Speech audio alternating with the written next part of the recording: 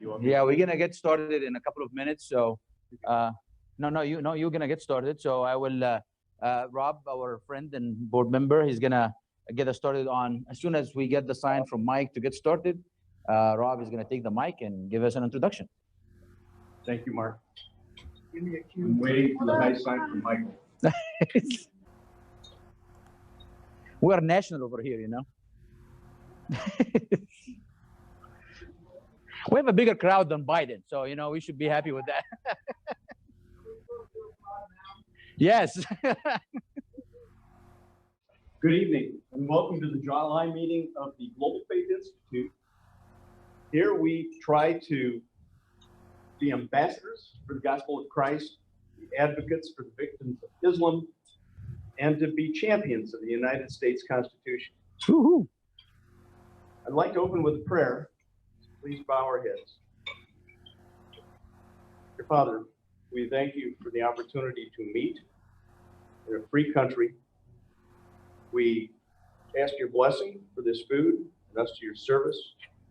We ask your guidance and blessing for this meeting. In Jesus' name we pray. Amen. Amen. Well, our speaker needs no introduction. Please help me introduce welcome, Mark Christian. Thank you. Thank you. And I'm not wearing a mask, okay? Yeah, right. We just heard the bad news that the convention in Jacksonville is canceled, and so yeah, so it's a very bad news. Some people are more angry than others, but we still believe that God is in control and things will be in the good direction no matter what. He's in control. I think every day we kind of with this chaos that we're living through, we need to realize that we need to depend on God more and more every day. I have lots of things I want to talk about today, and it's a very heavy time. It's very interesting time that we live in, and I bet there is many of you has been living with a heavy heart and lots of questions about what is the future of our country and so forth. And I wish I have an amazing optimistic message for you today, but I'm about the truth and the facts and what's going on. And whatever we're going to learn today, we're going to realize more and more that we need God more than ever in our own lives personally, and also in our nation more than ever before. And the only thing that will one that will deliver us through all of this is God. And this is why we need to depend on him. And also there is lots of work that we need to do. So we should not try to run out of the field, but run to the field and try to do what God is putting on our hearts to do every day. A few things I want to be talking about today is Joe Biden and his message to the Muslim communities, and the content of the message, and also what he's trying to do and who put this event together. And there is other topics we're going to be discussing today as well, and we're going to take lots of questions and have a good conversation with each other, and then we will see what we need to do together, maybe listen to each other, and also I have some ideas of what to do in the future. Before we came to this event, we were looking about, I was planning to be at the convention, and but now there is no convention, so we're trying to find somebody who's going to be speaking next month. Now you're going to stuck with me next month again, so there's no convention. Yeah, thank you very much for that. So, I want to play a video for you, and if it is ready online and over here, we can play that. Unfortunately, we have to talk about Joe Biden, and we have his video for a minute or so. So let's watch what he has to say. We all come from the same root here in terms of our fundamental basic beliefs. And I just want to thank you for giving me the opportunity, for being engaged, for committing to action this November. You're doing what's that's never been done before. You're registering and turning out 1 million Muslim voters this November. It matters. Your voice is your vote. Your vote is your voice. Muslim Americans' voices matter. I don't have to tell any of you that this is the most important election in modern American history. Muslim communities were the first to feel Donald Trump's assault on black and brown communities in this country with his vile Muslim ban. That fight was the opening barrage in what has been nearly 4 years of constant pressure and insults. I'll be a president who seeks out and listens to and incorporates the ideas and concerns of Muslim Americans on everyday issues that matter most to our communities. That will include having Muslim American voices as part of my administration.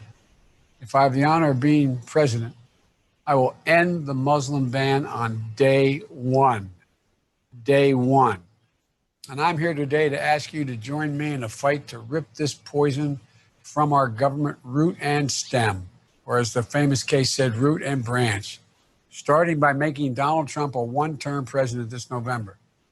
But I'm not just asking for your support because the alternative is unthinkable. I want to earn your vote, not just because he's not worthy of being president. I want to work in partnership with you to make sure your voices are included in the decision-making process as we work to rebuild our nation. We can't just build back to where we were before Donald Trump took office. We have to build back better. What Joe Biden was doing over here, can you cancel the sound so I can get talking? I had heard that he wanted teaching schools. It's good. Okay. So the video that you listened to part of it. So the Muslim Brotherhood front groups in the United States of America, namely Council of American Islamic Relationship, one of the biggest front groups of the Muslim Brotherhood here, they are working very hard to correct 2016 and go back to prior to that. And as I mentioned before, the Islamist movement has been given a very bad defeat in 2016, and their agenda has been halted in America and across the globe as well. So they are working very, very hard to correct that and to go back to before 2016 and build on this like what Joe Biden is saying. But what's disturbing about Joe Biden's statements is a few things. Number one, he started by saying that Islam is an awesome religion. And I don't want to talk verbatim about what he said, but that's fine. But, some of you, I did not hear it. He says Islam is an awesome religion, that he wishes, number one, that the American public and American schools should teach Islam more in our schools. That's what he says. This is number one. Number two is he said that he is going to be standing with the Muslim communities and so forth, which is blah, blah, blah. But he is promising that he's going to put Muslims in administration so they can further the goal of their agenda as well. And then the third part, he said, he said multiple things throughout the video. And by the way, the video, this is 1 minute. He talked for at least 15 minutes in the long version of his speech. At the end of it, he's quoting Muhammad, the prophet of Islam, in a hadith that is very interesting one. And the hadith that he actually said in English that Muslims are commissioned by the Prophet of Islam, Muhammad, that if they see wrong, that they have to correct that wrong. He said the hadith specifically, I think he was reading it from a piece of paper or a prompter in front of him. And he said Muslims should, when they see wrong, they have to change it. And they have different ways to change that. They have to change it by their heart, by their words, and by their actions. And then he finished his speech by calling for Muslims to vote for him. So I want to go through the three things that he mentioned over there, and we need to look at them a little bit. And you guys can see me okay, or I need to be back here? You can see me better, okay? That we need to go through different things that he talked about and go through them one by one, okay? The number one is when he says that we should teach Islam in our schools in the United States of America more. Number one is, I thought when I first came to the United States, and I was so excited about my faith as Christian, and I thought I went to a place where I can be freely expressing my faith as a Christian, finally, after years of doing underground, in Egypt and so forth.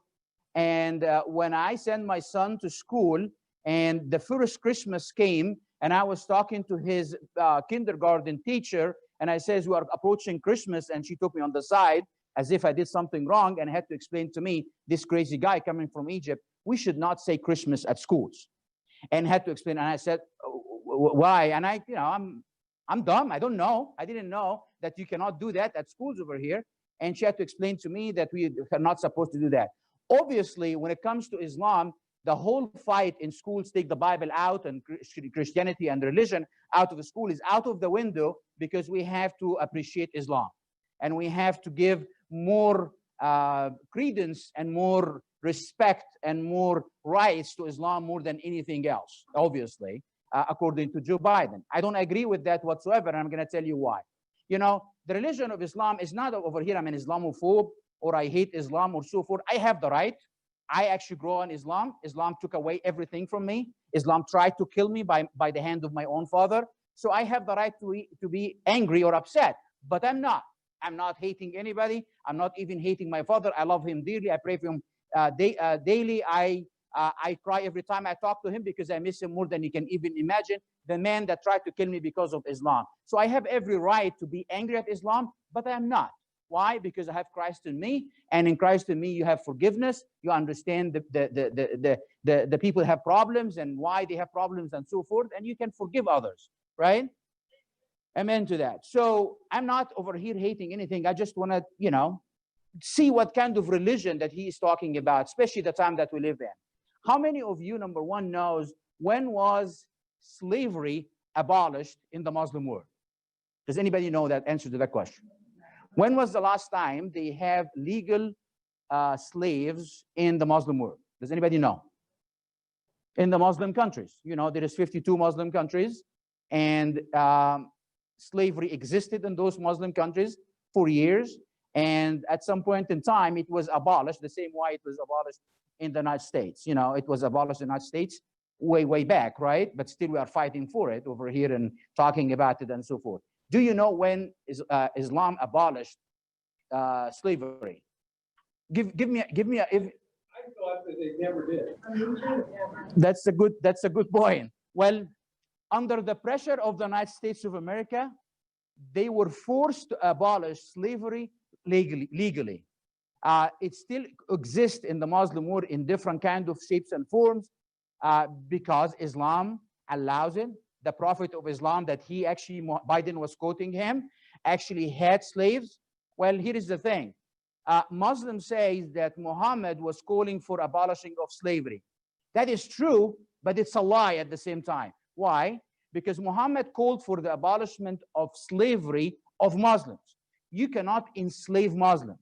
So in Islamic theology and jurisprudence, if you see a Muslim who is a slave, you have to do everything in your ability as a Muslim community to free him and pay for his ransom so he can be a free man. And Muslims are not allowed whatsoever to have Muslim slaves. But for non-Muslims, it's a free for all. So Muhammad himself had slaves who are not Muslims. You know, if you are not a Muslim, then you do not have the right of humanity that Muslims have according to Islam, and you can be enslaved. And Muslims, including Muhammad himself, had non-Muslim slaves, men and women, and some of them were sex slaves, others that were helping him in different kind of things and during war and so forth. And slavery existed until 1981, okay? 1981. The last country that abolished it was Mauritania in Africa, and abolished slavery in 1981. And Saudi Arabia abolished slavery under the pressure of the United States of America in 1968. Still slavery exists in those countries in different shapes and forms, like a servant and other things, but because they have to abide with the law and the international law and the pressure of the United States, they have to abolish it. So are we going to teach this religion that talks about slavery while we have Black Lives Matter? Is that a question should we ask Biden? I'm not an Islamophobe. I'm just going to ask him that question. Is this the religion that you want to teach in our schools? Is going to talk about slavery, about Muhammad having non-Muslims as slaves, and you have the women of your right hand that they are your sex slaves and so forth? Are we going to teach that kind of religion, or are you going to take in parts of it and leave other parts? Other thing is polygamy and beating wives. Women is a second category human beings according to Islam, not citizens, second category human beings according to Islam. A perfect Muslim is a Muslim man who is imitating Muhammad in every way. Muhammad said that women Even Muslim women are not complete, and they are less of a human being according to Islam, because they are not perfecting their own religion, and because they are they have their menstruation every month, and they get emotional, and during their menses they are not going to be doing the rituals of Islam. This is why by default there is 6 or 4 or 5 days of the month that they are not praying and they are not doing the rituals, while men doing so. Men is complete, have his own boxes, of every day can be checked, but women cannot do that, and many other things. This is a kind of religion we're going to teach in our schools? Is that the school? This is what he wants to teach us? This is the time when we're talking about Trump is a misogynist and everybody in the Republican Party and the conservative movement and Christians are misogynist? Another thing is about Islam. Islam teaches that you have to kill the homosexuals, the people who did the act of Sodom and Gomorrah. They have to be killed, and they have specified how they're supposed to be killed: thrown off a high mountain and thrown off a high building, and they cannot be, this is not just history, by the way. In a country that I came from, Egypt, in 2017, because of a woman who is identifying as a gay woman or a lesbian woman in a Muslim country, decided that, you know what, we are a time of freedom and the time of social media, time of internet, time of revolution. She's going to take a flag, the rainbow flag, and will wave it in the streets of Cairo as a representation of who she is. Do you think in the Muslim countries accepting that in 2017? No, they didn't. They arrested her. They put her in jail. She was systematically raped by policemen and other officials until the United States government, under this president, was able to force Sisi of Egypt to release her under the condition that she has to leave the country immediately. And when she left the country, according to her release, terms, she fled to Canada so she can have her freedom over there. While over there, her dad died, and she was extremely depressed that she took her life to, I think, a month ago. And the New York Times was talking about it, and other, Washington Post talking about it, and other, platform and social media putting her face. And, as if she was arrested, raped, and depressed, deprived of her family, and killed because of something else other than Islam. It is because of Sisi. It's not because of Sisi. It is because of Islam teaches that. This is the kind of religion that Biden is going to be putting in our schools in this time that we live in? Is it? This is the question that we have to ask him. I met a lot of Muslim men in my life. I was one. And I have never seen a Muslim man who did not even either threaten his wife or actually beaten his wife out of disciplining his wife. This is a big statement to make, but it's true. Why? Because in the mentality and the mindset of men in the Muslim world, that woman is a possession of his. In the early stages of marriage, or even, being, engaged and so forth, there is lots of love and lots of, relationship like normal. But then later on, as soon as they get married, the man feels the responsibility that he has the responsibility to discipline his wife. That if she's obedient, if she's good and so forth, then they can be happy and cuddly and all that kind of stuff. But if she is not obedient, if she's doing things that is not acceptable in the culture or other things, it's his manhood has been hurt, and he has to discipline his wife. So either he has to threaten her or he has to do something about it, and this is completely the norm. Part of actually one of the songs that they play in weddings, talking about the man has to be tough and macho and doing, be careful how to treat his wife and so forth. So in this time that we live in, are we going to allow polygamy teachings in our schools, and misogyny and beating wives and other things? Or what exactly he's talking about? What is exactly he's talking about? Is he talking about this kind of religion that we are supposed to be? And this is not an Islamophobe. Those are teachings of Islam. Those are the Quranic verses that is within the Islam. Those are the sayings of Muhammad, the founder and the prophet of Islam. This is the culture of Islam altogether. Are we going to put a message different from all of that? Or I don't know what it is altogether. And they have the audacity to say that Christians are the the misogynist and the radical, and the Christians are the racist, and all the things that they say. For them, Jesus is kind of something that they put on the shelf and condemn us with it. They want to say, you know, you're not a good Christian. They believe in Jesus that talks about love, but they completely ignore whatever he said before or after he said the best commandment is love. They ignore who Jesus is altogether. They ignore the Bible altogether. And they don't want to, you know, say anything about the Bible except if what they, you know, feel that this is part of their own agenda and so forth. So they want to take Christianity, take Jesus out of our schools because is this kind of condemning religion, but they want to put Islam according to Biden. All of this because, you know, for him, he wants to get the votes of the Muslim world. Another thing is, you know, the people who put this meeting together to gather 1 million votes for him, this is the name of the meeting, is by Council of Islamic Relationship. And he's promising that he's going to put Muslims in, you know, in office. And you know how that looks like. You know, it's not bluffing, because we just 4 years ago, we had already this happening in our country during Obama's years. And again, it is not about having Muslims in the White House or in the administration or in government. I'm not over here a phobe of any kind. But if we have Muslims who are putting the religion on the side, and when they are working for the United States of America, they are fulfilling the oath of office that they are taking. They are furthering the United States agenda.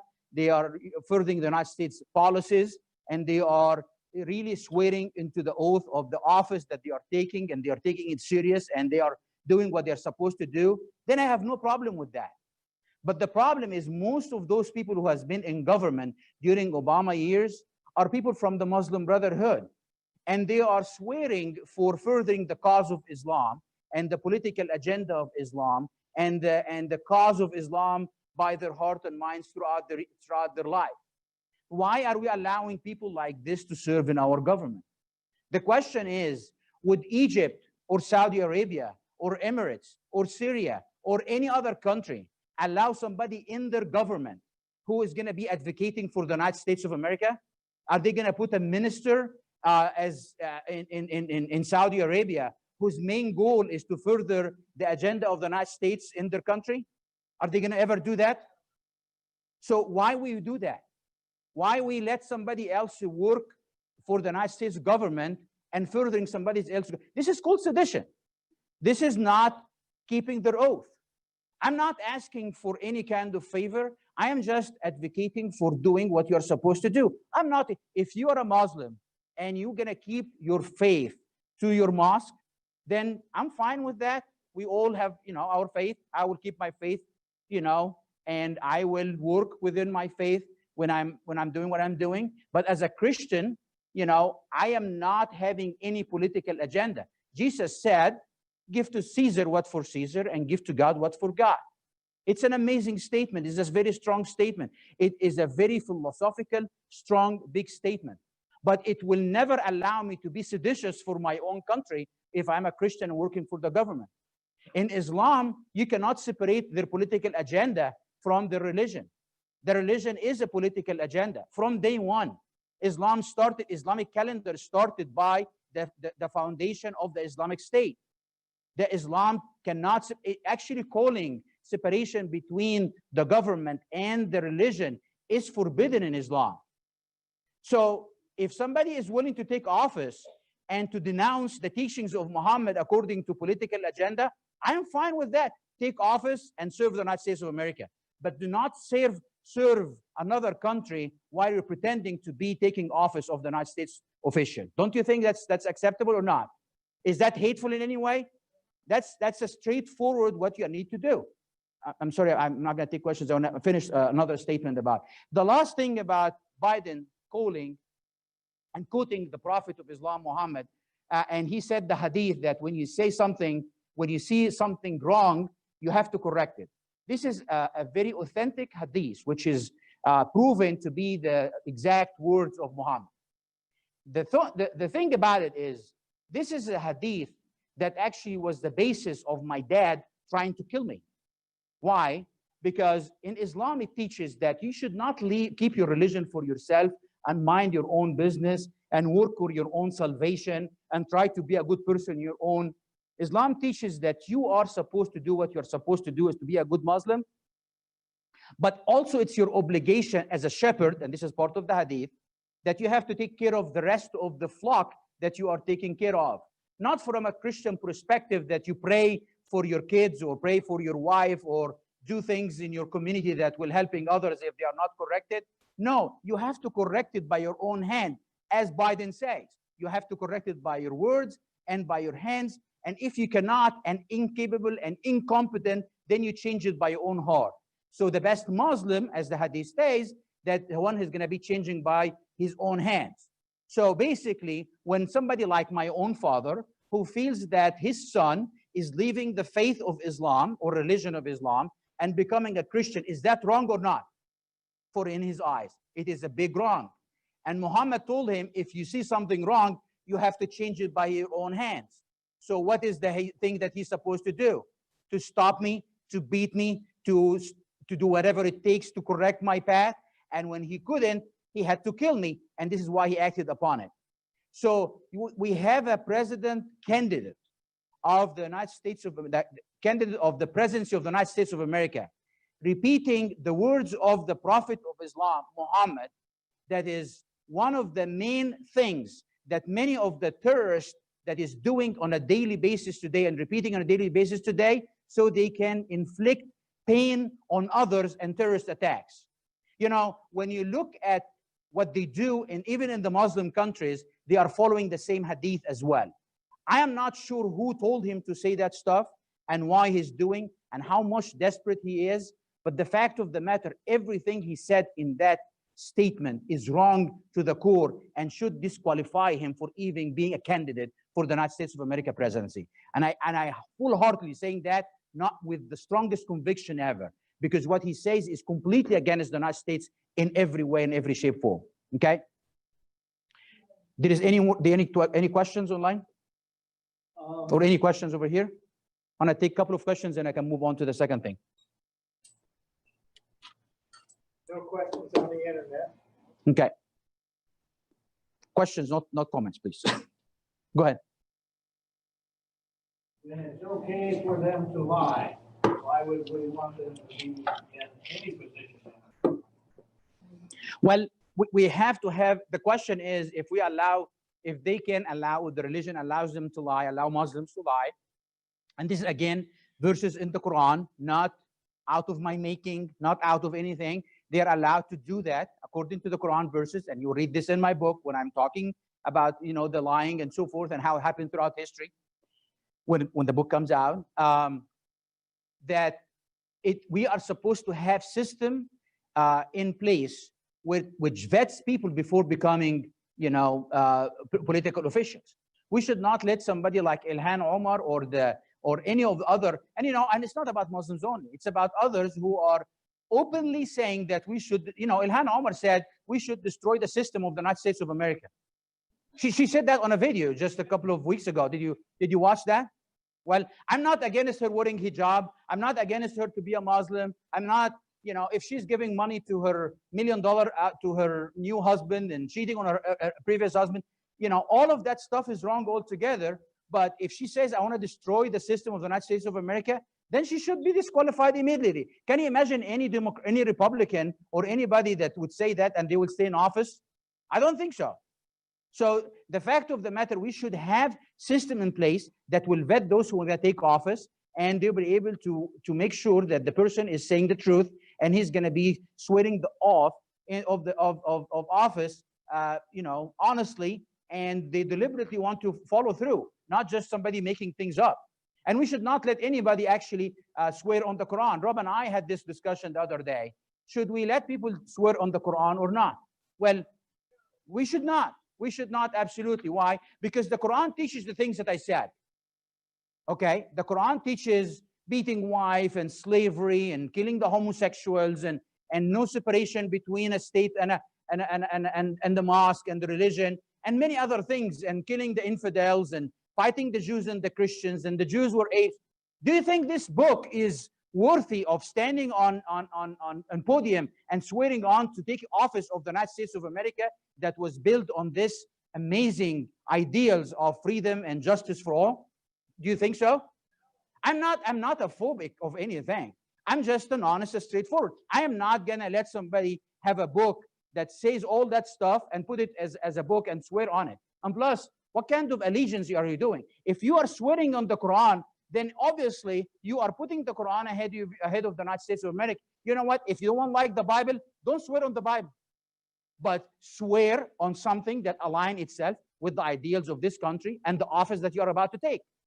That's not too much to ask. That's not phobic. This is facts. These are based on real facts, and this is based on what the book says. Not me, not making things up. Just look at the book. And the best thing is, when I listen to you and says, you know, there's people on both sides say that. I read the Quran multiple times, and I know that the Quran is an amazing book.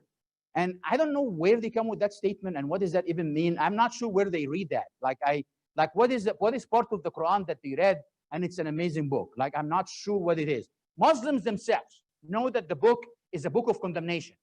They read it because they have to read it, because they go to heaven if they read it, and they know it's a book that corrects their life and judge every aspect of it.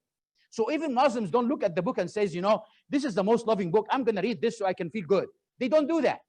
Muslims themselves never said, you know what, I'm going to read the book because it's going to make me feel good. No, they have an obligation to read it in their 5 times prayers. They have to read it for going to heaven and so forth. No, I've never said, and I lived 30 something years in Muslim countries, and I've never heard somebody says, you know what, I'm going to read the Quran so I can have some kind of solace to my heart. You know, they play it in funerals so it can be a reminder. It's a reminder of the judgments and things like that. So I'm not sure why somebody says, you know, the book, it's an awesome book. What is awesome about it? I would love to know what's awesome about it. Does it provide forgiveness, grace? None of that. And the book itself, it says it's a book of judgment. It's a nadhir. The book says in itself, the Quran says, it has been sent, this book, to be a nadhir, which means a warning to you. The book itself says that. How comes anybody says it's a good book? It's beyond me. Any questions? Go ahead. We have one online. A young lady says that she is sorry for what you had to go through. I am not. I'm good. All right. And the question is, wouldn't it be a good thing for our children to learn the truth about Islam? If they did, would they not happily run toward Christianity? So the question is, you want me to repeat the question? The question online says that somebody is sorry for what I have been through. I'm not whatsoever. I'm so happy with everything. It's a blessing, the good and the bad, and I'm not going to be this person today without all the testings and the blessings that I had through my journey. So I'm blessing and thanking God and praising Him for everything happening in my life, including the bad parts and everything else. The second part of the question is, should we teach our kids at schools about the religion of Islam so they would not turn to it? I agree, but the problem is Biden is not talking about that. Biden is not saying, let's teach the kids about the racist and the homophobic and the misogyny of Islam so we run away from it. He's talking to the Muslims, put together by the Muslim Brotherhood, group, so they can tell the kids how awesome Islam is. So they will never have a Bible, they will never have a Christian prayers at school, but they can have teachings about Islam. So I would agree, we need to learn about others, and the main reason for this, the question is, so our kids would not run to Islam or not to be deceived by it. This is one thing, and it's an important thing. But the other thing is, all of us, including the younger generation and older and everybody in America and in the West and in the church as well, should learn about Islam to the teeth. Why? So we can advocate for those who are victims of that religion.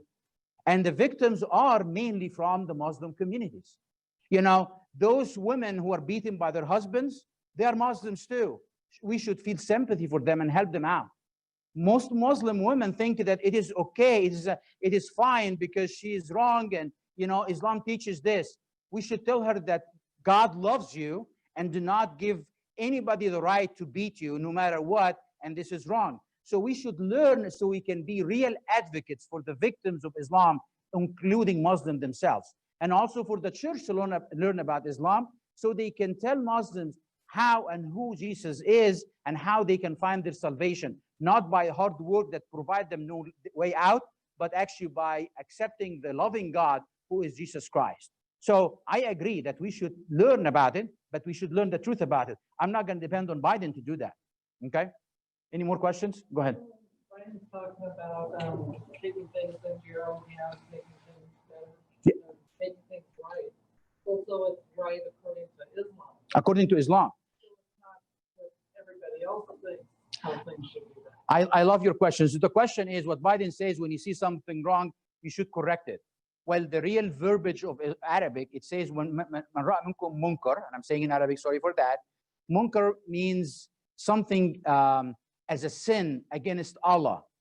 It's not just the wrong. You know, the translation that he says when he says wrong is very deceiving by itself, because the right verbiage of the Prophet, it says when you see something that is wrong in the eyes of Allah and wrong in eyes of towards Allah. So somebody as an apostate like me, somebody who is doing something against Islam and so forth. And actually, I don't think he's doing this by any mistake. The Muslim Brotherhood wants to tell the Muslim community in the United States of America. And by the way, there is lots of Muslims who actually support Trump and current administration. They do, because they see what he's trying to accomplish and so forth. And they are disillusioned with the religion a little bit, and they loosely understand what Islam teaches. So some of them are not advocates of Biden has to say, and they don't want to vote for him. But they are telling Muslims that by your action supporting Trump or not voting for Biden, you are sinning against Allah. This is why he was repeating something like a dummy. He doesn't know what he says. I bet if somebody confront him today, like I do, and hopefully the message will go out, that you are repeating a hadith or a saying of Muhammad that is used by terrorists every day to condemn others and beat others, women and children and others in different communities, including the United States and including other governments as well. So he's repeating one of the most vicious hadiths or saying of Muhammad ever, and repeating it by his own by himself. That's wrong. And yes, it is not about the word wrong itself. It's actually the munkar means something against Allah himself. Make sense? Any more questions? You guys are sleeping. Go ahead. Okay, we have more questions. Go ahead. Dr. Mark, I read a lot of the Quran and Hadith. Did you find it very good? It's, you know, in many ways, it gets confusing with the abrogations, and it's as hard to understand sometimes as the Old Testament. But what really gelled Islam for me was reading the biography of Muhammad. When I learned about his life and what the founder of this religion actually was like, that brought it into context. Is there a good is that a true assertion? And is there a good biography that would help people understand? Because I believe that no matter who, if you read it from an apologist or from someone who attacks Islam, that when you read a clear biography of Muhammad, you really get the context of what it's about. That's a great question, and I'm going to analyze it a little bit. So when you say that you read the Quran is confusing, I totally agree that the Quran is confusing, even to Muslims themselves. And this is why you have lots of Muslims who sometimes read the Quran because it's an obligation or it's part of their prayers or whatever the reason, or they hear it at the funeral or so forth. And they don't really grasp the message of Islam altogether. And sometimes they blame imams for jihad or for terrorism and stuff. And they think that Islam is an awesome religion because somehow they want to believe that. And when they read the Quran, they do not grasp what it means. So they just read it repetitively without understanding what it means. So it is confusing. It's hard to understand. Even for Arabic speaking people reading the Arabic text of the Quran, it is very hard for them to understand. When you say that when you read or get educated on the biography and the footsteps of Muhammad, then you start having a grasp of what Islam teaches and so forth. And I agree with that statement as well. But here is the thing, the biggest of all of that. You know, you are saying that statement from a perspective that Islam is horrible, is bad, and and it's a very vicious kind of an ideology. Agreeing with this is not the point. The point is you have 1.4 billion people out there who believes in that religion, and there is generations upon generations for the last 1400 years that has been part of that religion for all of those years, and for years to come if we did not do anything about it.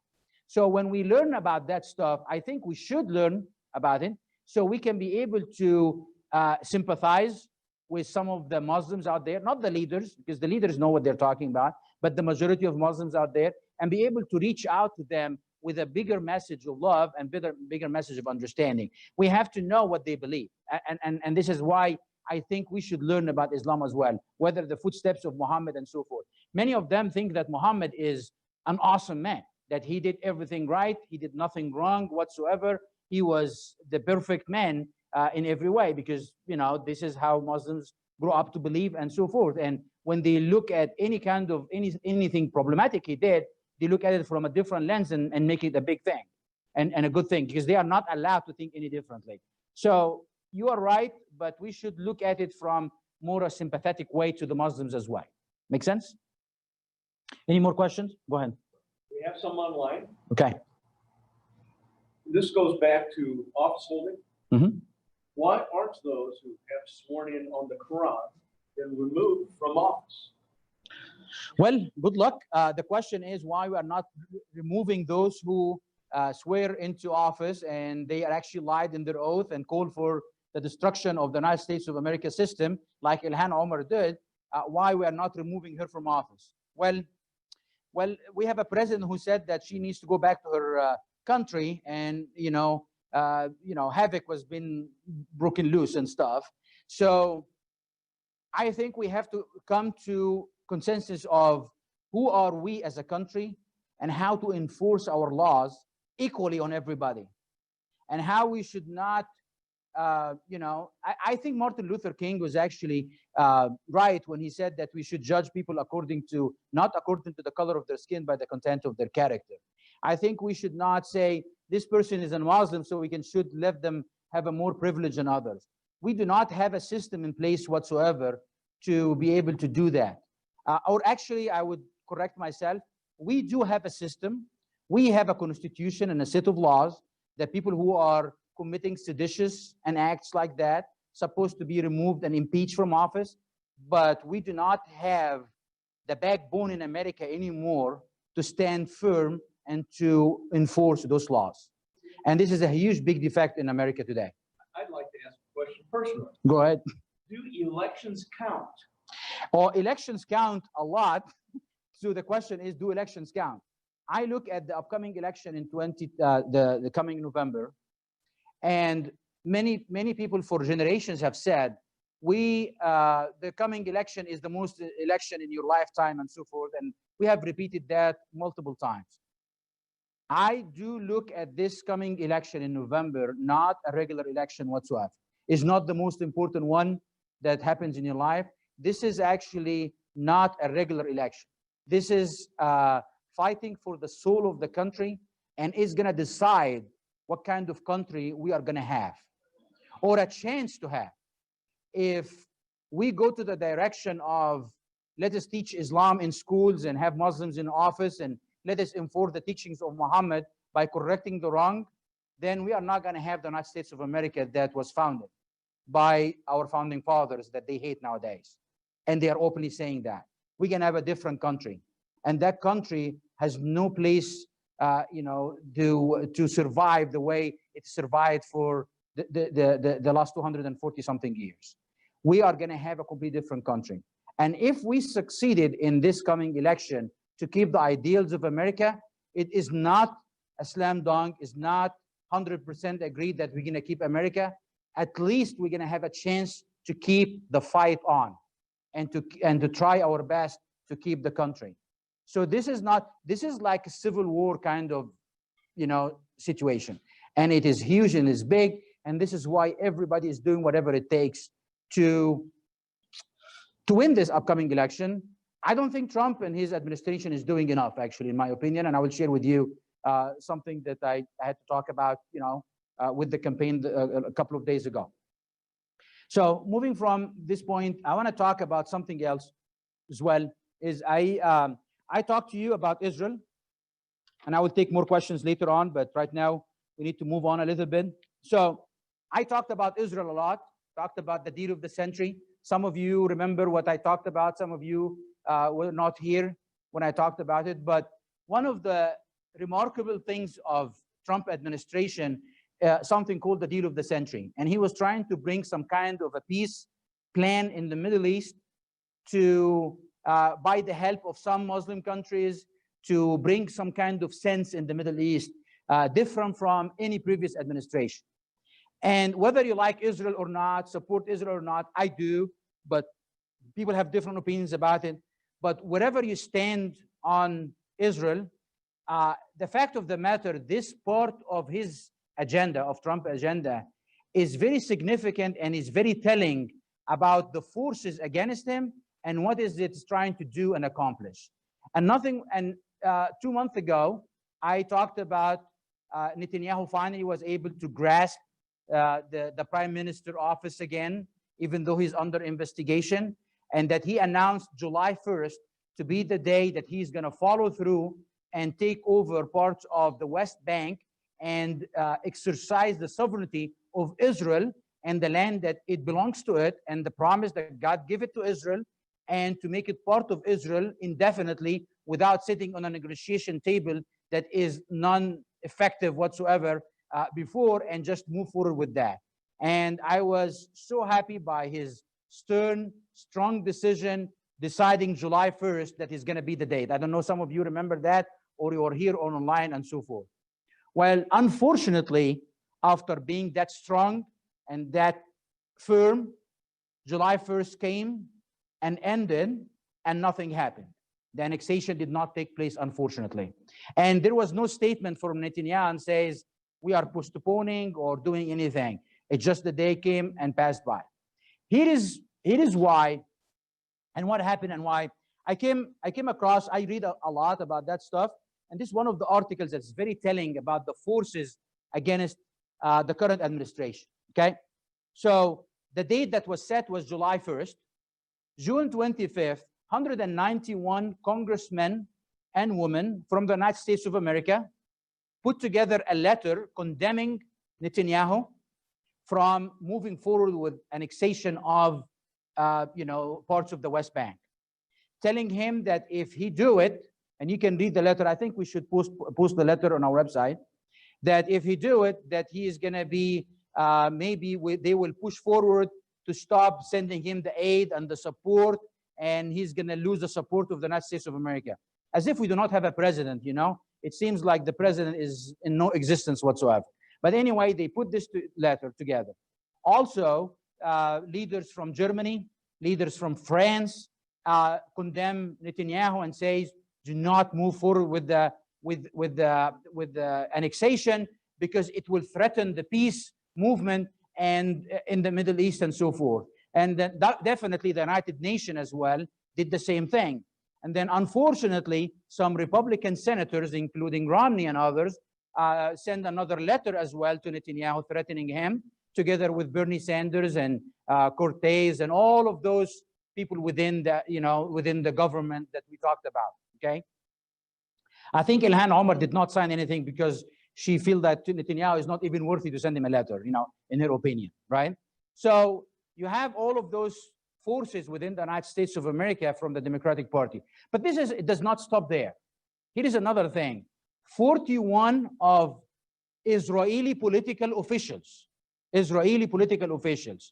start condemning Netanyahu from exercising his right as a prime minister by forcing the sovereignty of Israel on its land.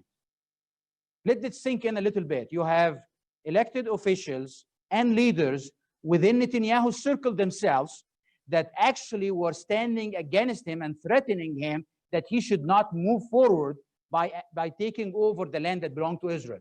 And one of those people, actually one of his best friends, that was the head of Mossad previously. Mossad is like the CIA of the United States. And he also signed a letter to condemn Netanyahu. And those 41 officials in Israel did not stop there. They actually sent a thank you letter to the Democratic congressmen in the United States, thanking them for standing against Netanyahu and his plan, okay? And it did not stop there. They actually saying that if Netanyahu move forward, he will threaten the peace in the Middle East, including peace with Egypt and other countries. I don't know when was peace between Israel and other countries. Majority of Muslim countries do not even accept the existence of Israel. Until today, they do not want to say Israel even exists. And another point is Egypt, Saudi Arabia, Bahrain, and Emirates, which is 4 major Muslim countries, are actually in support of Netanyahu moving an annexation of the West Bank. So I'm not sure even if there is Muslim countries today willing to back Trump administration and back Israel in moving forward with taking sovereignty over its land, and other within Israel, in the United States and other leaders want not to do that. And that tells you one thing, okay? That the forces against this current administration, not about Israel only, but about everything, from immigration to tax cuts to everything, is all coalescing together to get rid of him, okay? And one of the serious things is when we look back in the last 3 years, we see that, you know, Trump tried to accomplish many things. He did not succeed in everything. He did succeed in some of it. For example, for immigration, he said he's going to build a wall and Mexico is going to pay for it. Mexico is not paying for it. That's fine. But the wall is not built. You know, he's so happy to say we finished 200 miles. Well, it is not finished. 200 miles is not a wall still. I'm not going to accept it that I have if I have one door to my house and the second part of the door is not there, I'm going to say I have a door. No, it's not. You know, if I do not have a full door to my house, then I do not have a door. We do not have a border still. And yes, he was obstructed by the left, by the same actors in the United States and outside and so forth. I think the winning message is not supposed to talk about Biden and how incoherent he is and how he doesn't know where he's at and he is struggling with finding who he is, or that children, you know, rub his feet and all the kind of stuff that he says, the gaffes he says, and the weird stuff he says. You know, he says a whole bunch of weird stuff. In this video, he's saying weird stuff, but he was very coherent to say, right? And when I met with him and talked to him, he was very coherent. He was not Alzheimer guy or having problem. I'm not making fun of anybody struggling with Alzheimer's. All of us are going to get there if we live enough, you know, including myself, I think very, very soon. But, you know, the fact of the matter is the winning message is for him, for the current administration, for Trump to say why he did not do what he promised people to do. And he, even though he tried his best, and he has to expose all of those forces against him, and not from a victim perspective, but actually from a perspective that says, I learned my lesson. All of this has been coalition against me. But if I win again, I will fight them.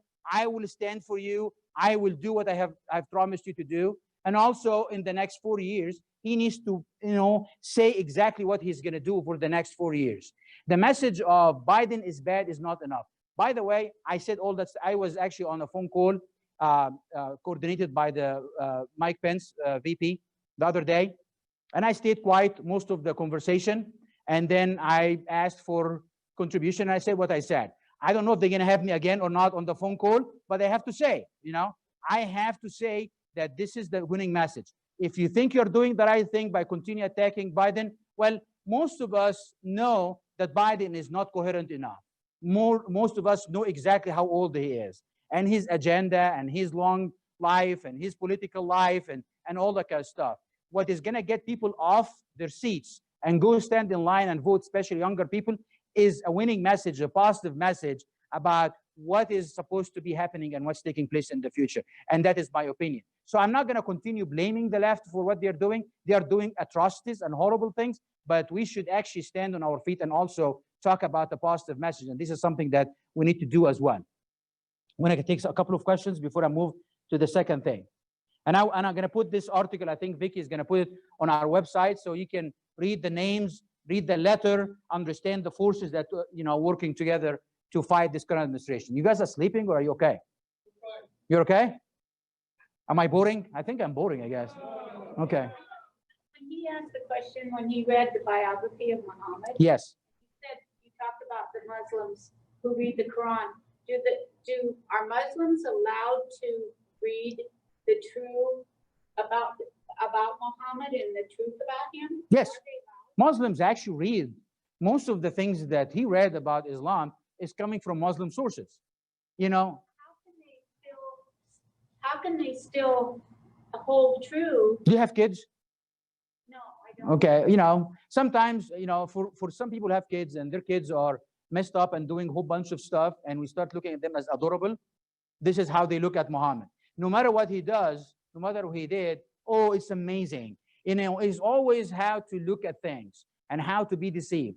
And so you will read in my book as well, when it comes out, hopefully soon, by the help of Vicky, okay, that, you know, there is lots of stories, you know, about Muhammad.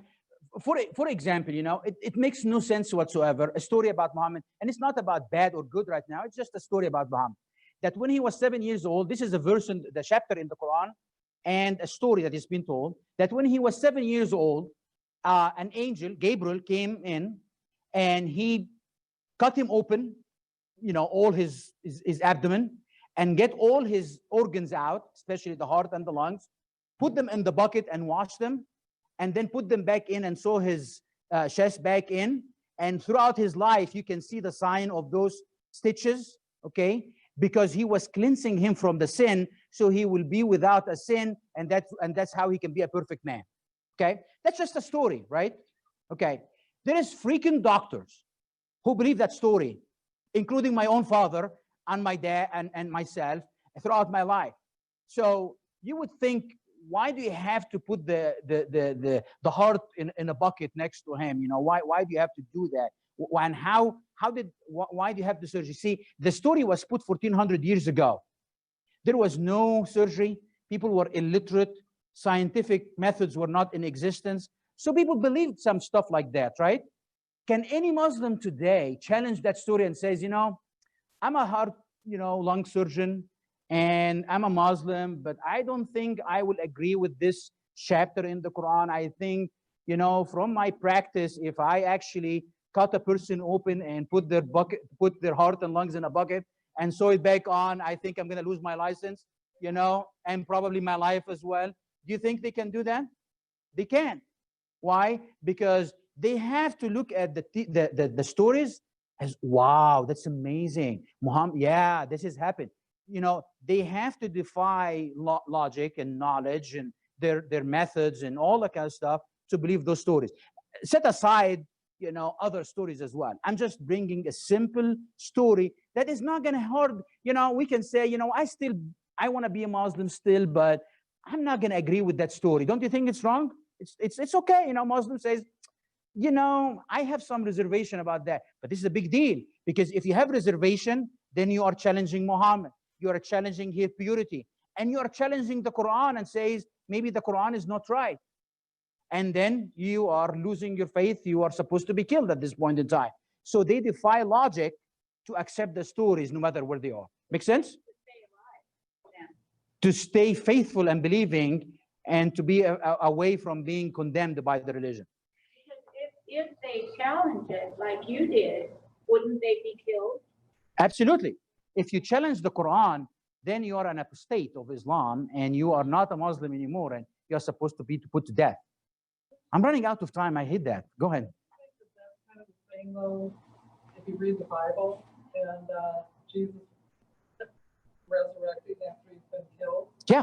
That, I mean, unless you have faith, you would. That's just a story. Absolutely. Absolutely. Did you ever hear about Thomas? Did you ever hear about Thomas? Islam does not have Thomas. Nobody ever doubted. See, the Bible, yes, it has miracles. And ironically, the weird thing is, most of the stories of the Bible and the miracles of the Bible is part of Islam as well. So they have to accept those miracles, but they have to have a little bit of twist to make Muhammad fit in and be the superior of all of it. So even the miracles is not looked at down from Quran, you know, they see all that stuff. But the doubt and the thinking is allowed and actually encouraged in Christianity.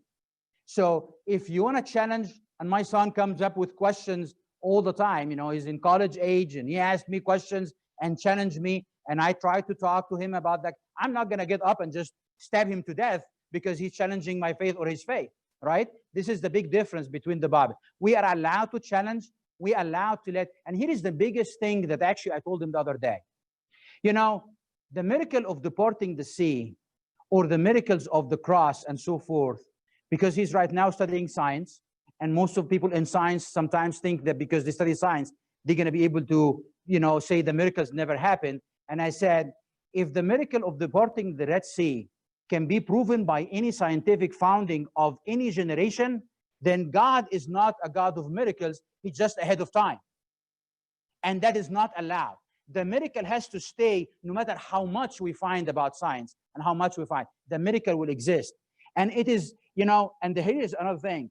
I don't want to have to believe, you know, in things. I can challenge them, and I will let God to speak to my heart, work to my heart. And this is a question I get all the time. I scrutinized Islam to the teeth, and this is why I left Islam. Why didn't you do the same to the Bible? Actually, I did. But God proved himself throughout the years how real he is and how he works in my life. I'm not gonna doubt the miracles because they are weird and hard to believe. I'm gonna believe them because he did miracles in my life that I can understand that he himself can do miracles as well. Make sense? Do you have any more questions? We have a couple online. One you answered in general. This is a little more specific. Has President Trump corrected the damage done by Obama when Obama purposely instructed the FBI, CIA, and other intelligence agencies to delete all the information gathered about Islamists, terrorists, and terrorist activities they were involved in? No, Trump did not correct many of the things. Trump administration has been blocked all the way from day one and even before they took office. And the question, maybe I'll repeat it. Did Trump correct the mistakes of Obama with the FBI and the CIA?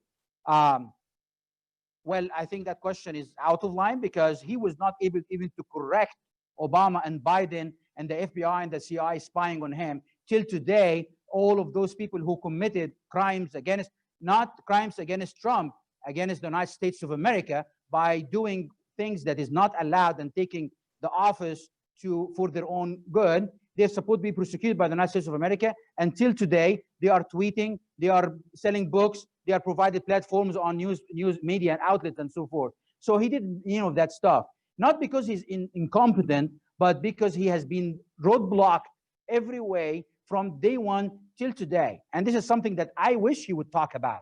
That he says, I didn't do this. You know, he goes on and tweet and says, it is unbelievable that those people did not get, well, you are the freaking president, I'm sorry, and you are supposed to do something. And if you cannot do it, then you have to say what you cannot do it, and we can elect you so you can do it. But he's not saying that stuff. I wish he will be doing that stuff.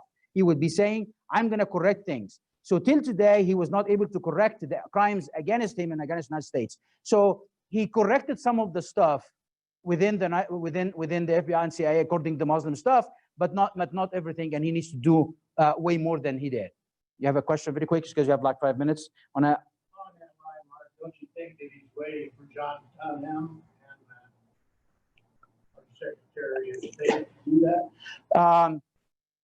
Not Secretary of State, but he's waiting on the system to play its way and Barr to do his job and so forth, and they're working hard to do it. But see, the left are not idiots and not dummies.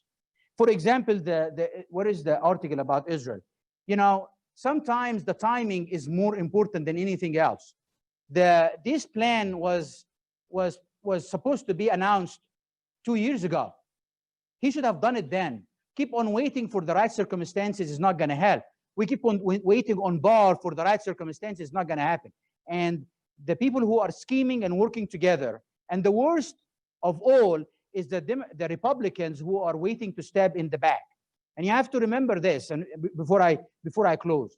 In 2016, previously and before the election, there is lots of Republicans has been scheming to stop Trump from being nominated and also getting Trump from getting elected, and then later on even swear into the office. all of a sudden they became silent.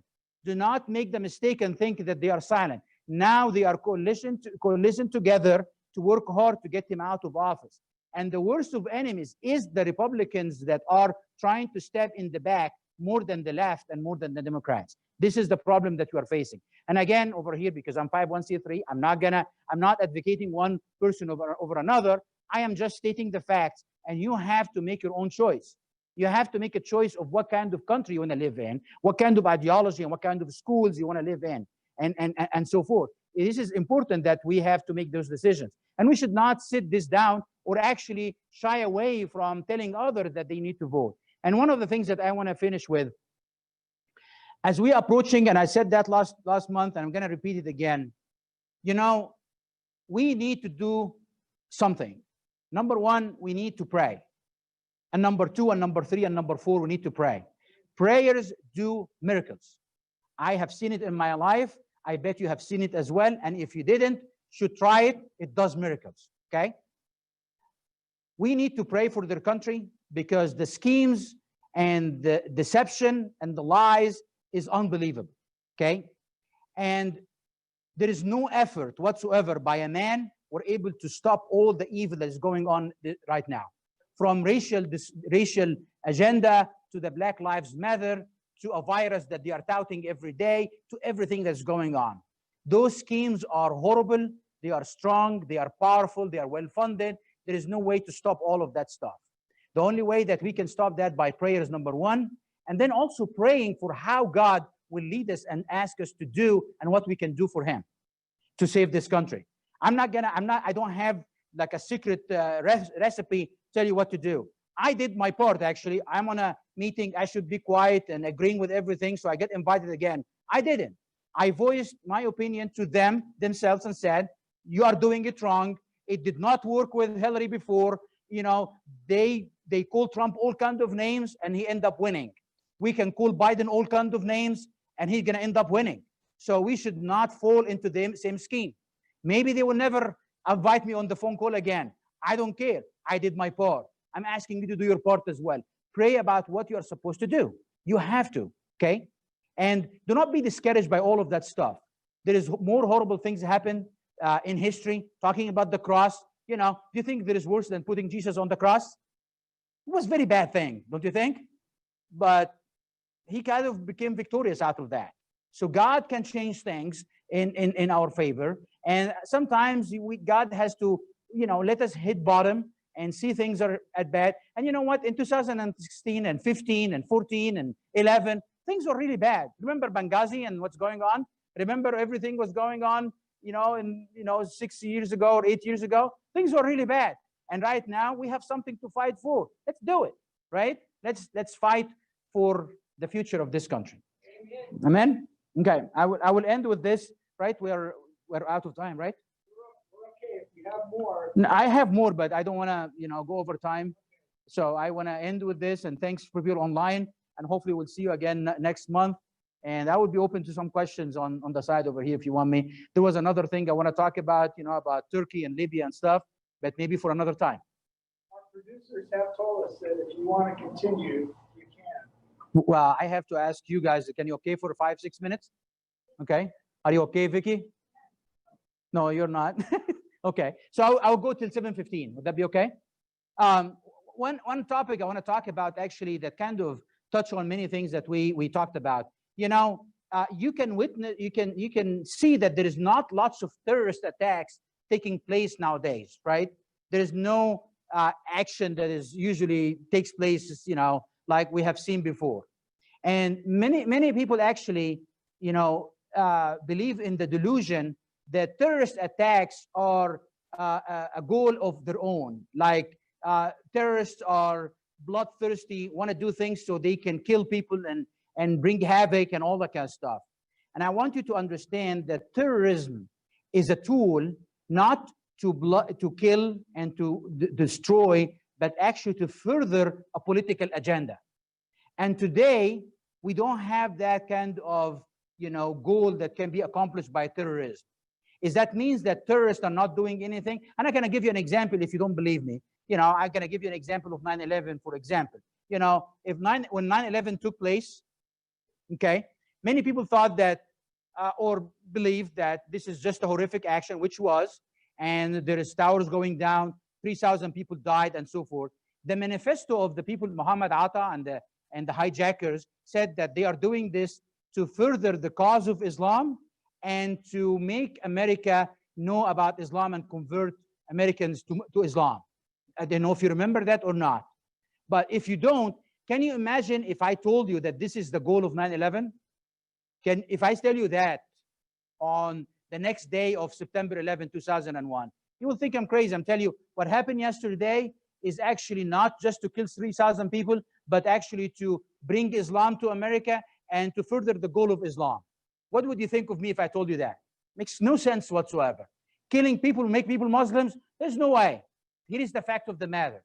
Many years later on, 90% of the mosques that exist in the United States of America today was built after 9/11. Okay? We have a President Obama that was furthering the cause of the Muslim Brotherhood in the Middle East, removing presidents who are aligning with the West and replacing them deliberately by the Muslim Brotherhood. We have people within our administration like Ilhan Omar, and actually during Obama years in the administration, that was Muslim Brotherhood members openly within the government. We have Council of American Islamic Relationship that is operating steps away from the Capitol and the White House. Does that make sense to you? All of that happened after 9/11. And the churches accepting Islam since 9/11, when churches did not know anything about Islam before, we have the interfaith movement, we have the Tri-Faith Center over here, we have churches that says we all believe the same God, we are all in the same, we are all from Abraham, and Islam is equal footing, and Muslims are going to go to heaven. If you say, nah, you're going to go, you're wrong, you're a bad Christian, because this is not what Jesus teaches, and so forth. All of that happened after 9/11. Did you get the picture? Make sense? So today, terrorist attacks is not going to further any of that goal. It's not going to cause any of that kind of agenda that they have. That means that they are quiet and doing absolutely nothing? That's not true. They are working, that they're working in a different way.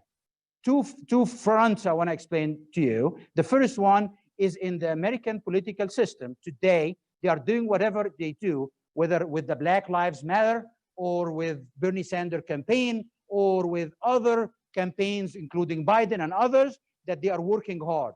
They are not killing people, but they are killing America. Make sense? Okay?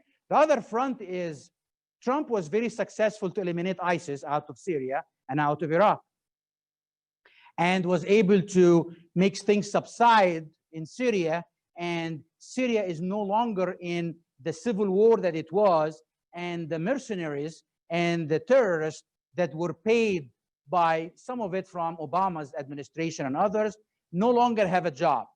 So they were upset. They do not have a job. They don't have a fight to go through. So what happens is Erdogan, the president of Turkey, opened a new front in Libya. And just in the last 2 weeks, he started sending troops over there and start getting the mercenaries and all those freedom fighter terrorists out of Syria, transferring them into Libya to start a civil war and a fight over there. I bet you have never heard about that, because usually when the time everybody hears about things in America, it is already in full-blown civil war and so forth. This is what's going on in Libya today. All the mercenaries are moving to Libya, and Libya has no president, no system of government, nothing in system whatsoever in existence, lots of oil, lots of money, lots of opportunity, the best place for terrorists to be trained, to coalesce, to work with each other so they can prepare for the future.